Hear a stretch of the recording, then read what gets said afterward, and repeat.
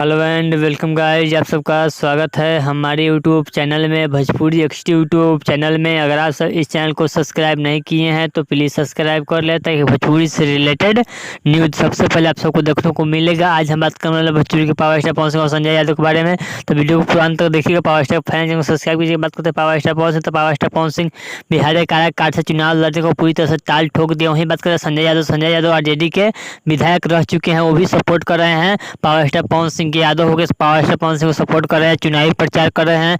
अगर आपको वह सब वीडियो देखना है तो पवन सिंह का आईडी पर, इंस्टाग्राम आईडी पर जाकर पवन सिंह और संजय यादव का वीडियो देख सकते हैं। बात करते हैं संजय यादव आरजेडी के सांसद, आरजेडी के विधायक रह चुके हैं, काराकाट के ही निवासी हैं संजय यादव। वो भी पावर स्टार पवन सिंह को सपोर्ट कर रहे हैं। पूरा Bhojpuri industry power star Pawan Singh को सपोर्ट करिए। चलिए, अगर आपको यह संजय यादव पावर स्टार पवन सिंह को वीडियो अच्छा लगा प्लीज सब्सक्राइब कीजिए, वीडियो को लाइक कीजिए ताकि भोजपुरी से रिलेटेड न्यूज़ सबसे पहले आप सबको देखने को मिलता है। चलिए मिलते हैं न्यू अपडेट के साथ, तब तक ओके बाय।